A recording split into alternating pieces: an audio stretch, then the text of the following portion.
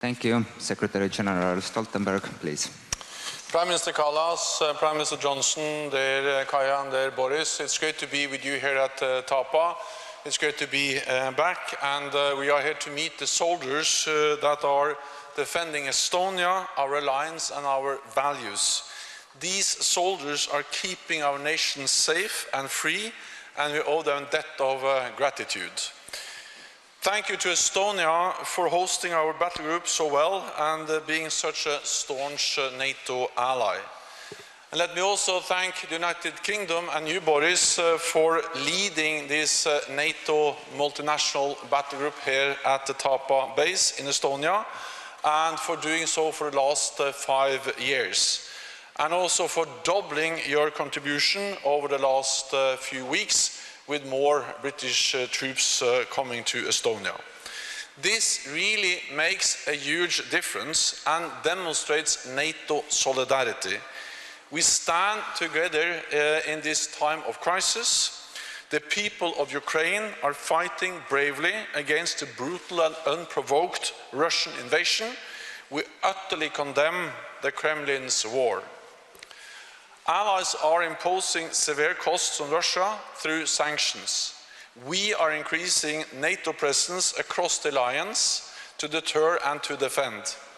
And we are stepping up our support to help Ukraine defend itself.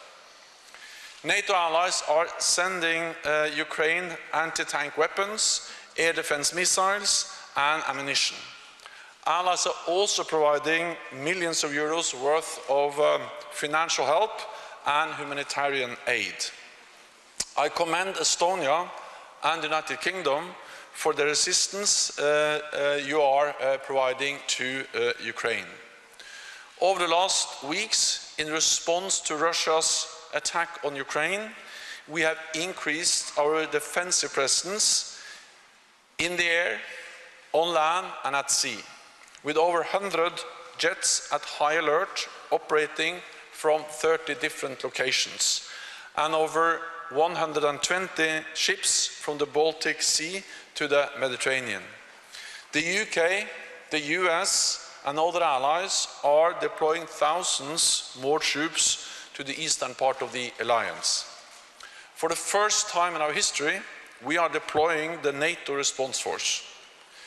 Because there must be no doubt, no room for miscalculation or misunderstanding.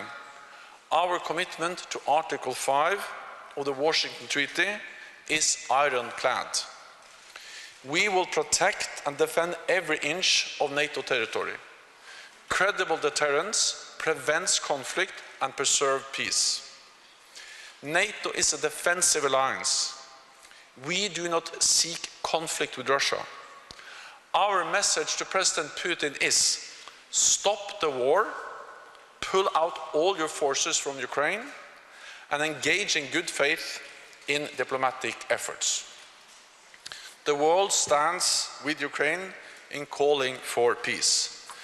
So, Kaja and Boris, it's great to be with you here again, and we stand together in the alliance, united in our condemnation of the Russian invasion of Ukraine.